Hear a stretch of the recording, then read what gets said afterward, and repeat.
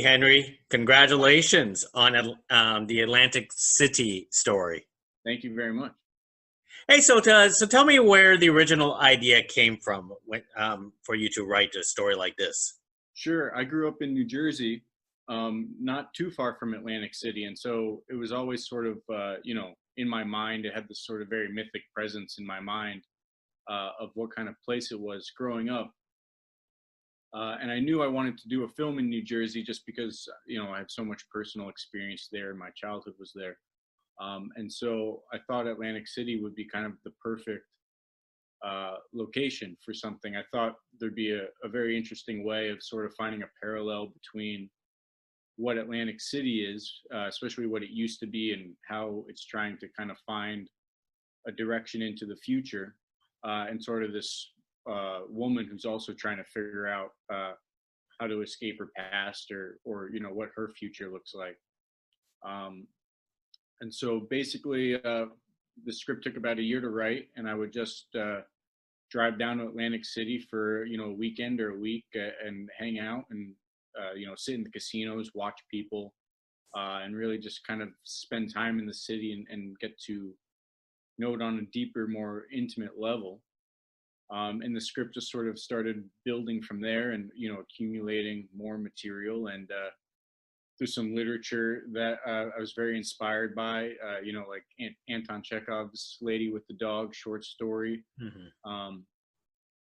or Simone de Beauvoir's The Woman Destroyed, which gave a lot of insight for the character's psychology. And so sort of this weird collage of inspirations from literature or film, as well as experiences actually there on the ground, watching real people, and talking to real people.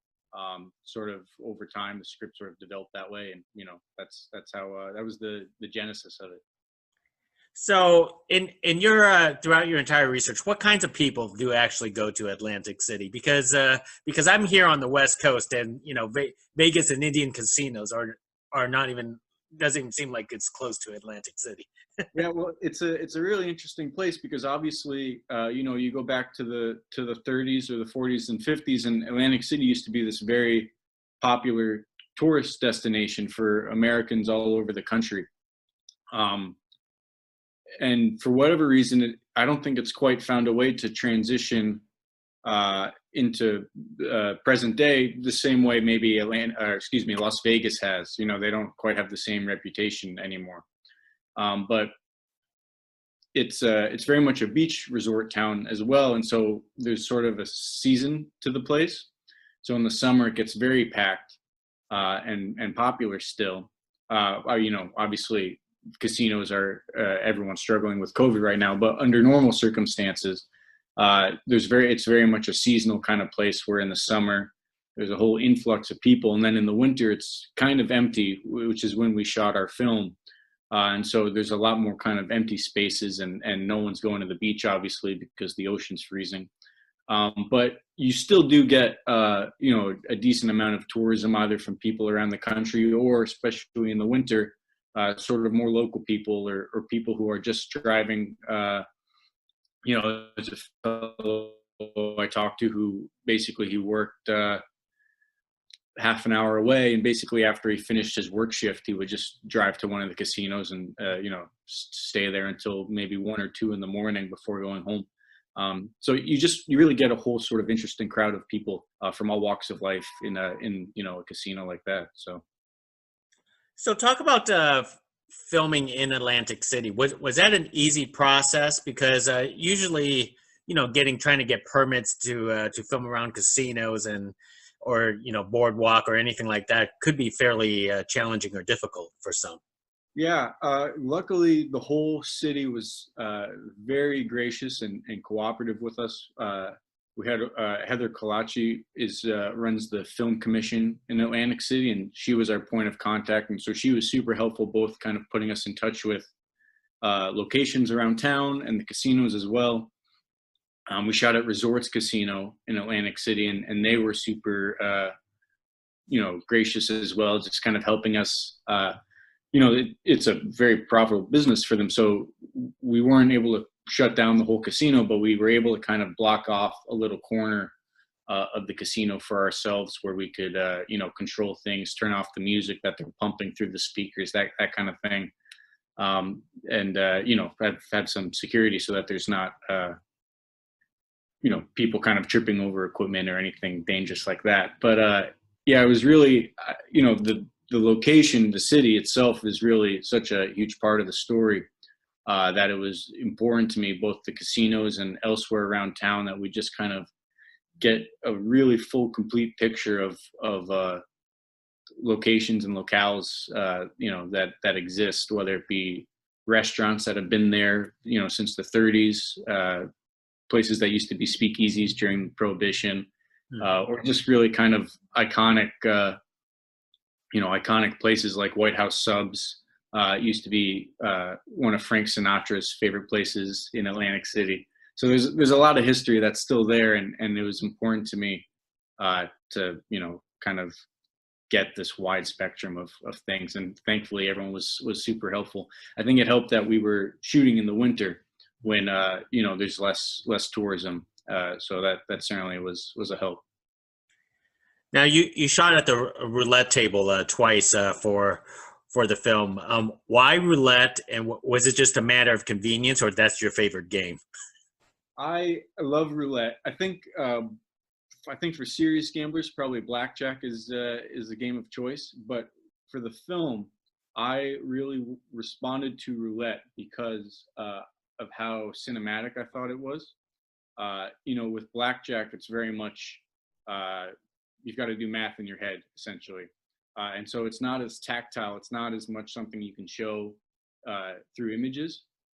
Whereas roulette is so kind of visual. It really is, seeing numbers on a table, and you're picking numbers basically, and then just the visual of the wheel going round and round, I really loved as well.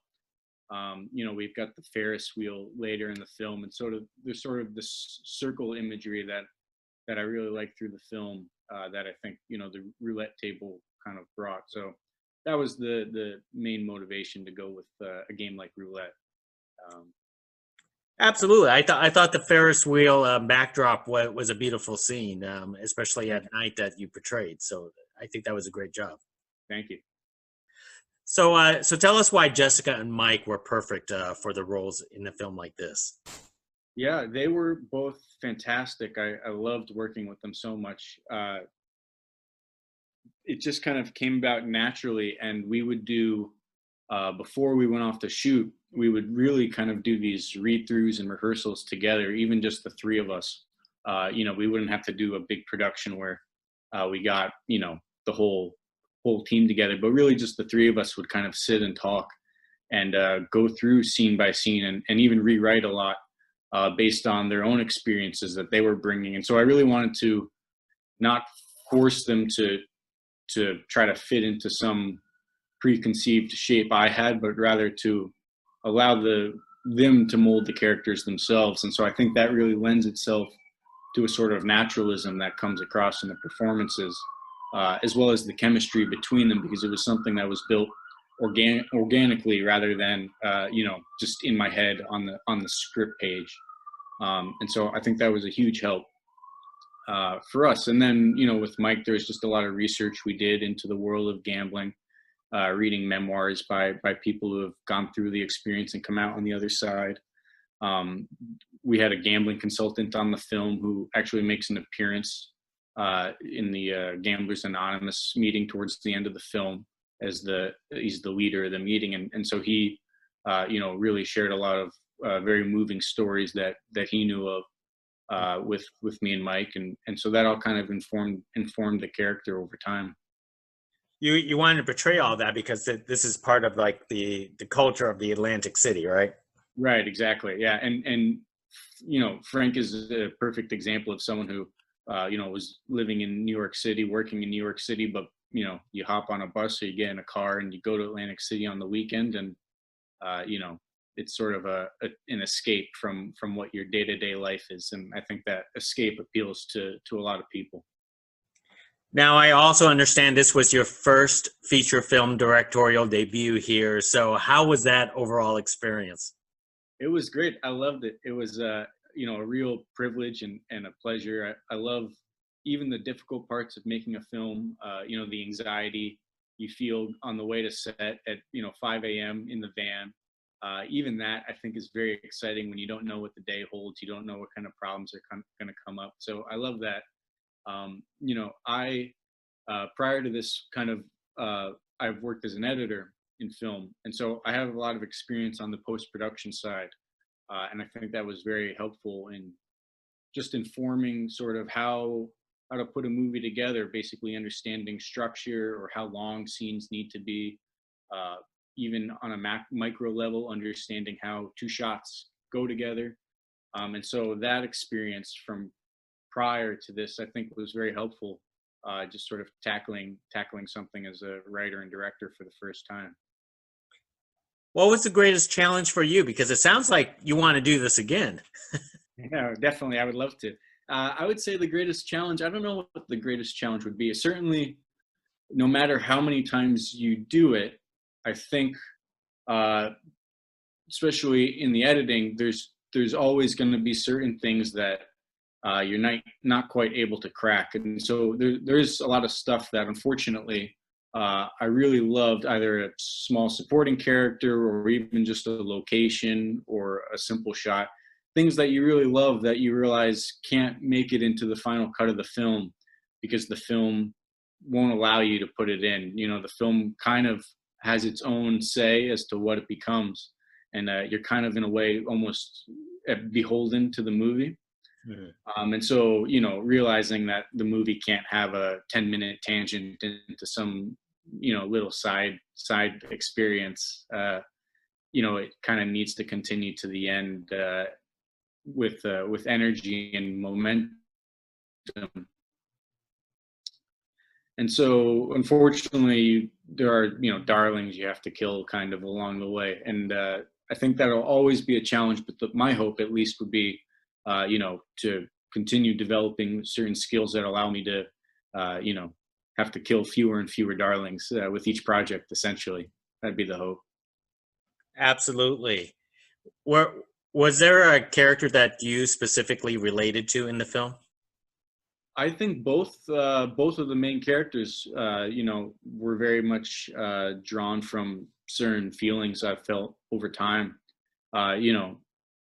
Neither character is me. It's not an autobiographical film by any stretch of the imagination, but it is a very personal film.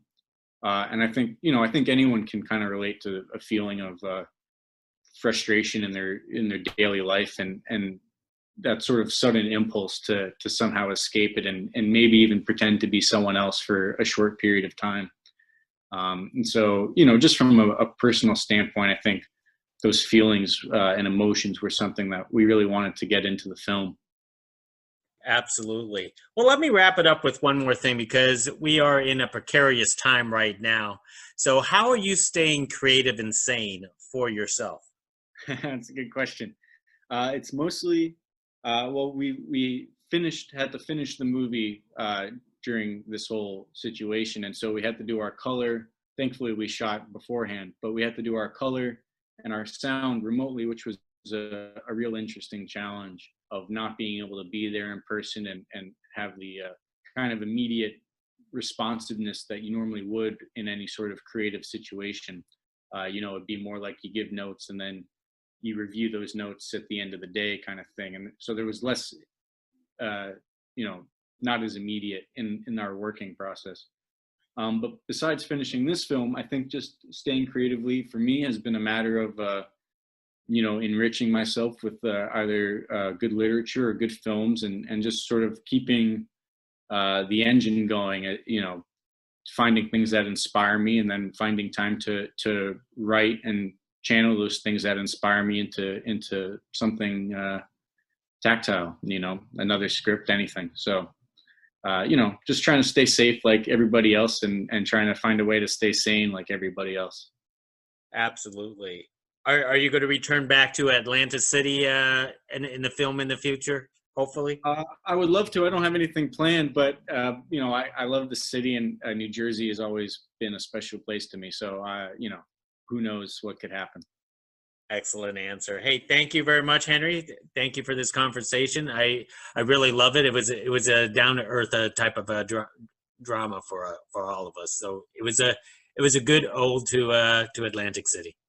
Thank you very much, Gig. I appreciate it, and I appreciate the conversation. Thank you. Hey, not a problem. Next time. Bye. Thank you. Take care. Have a good one.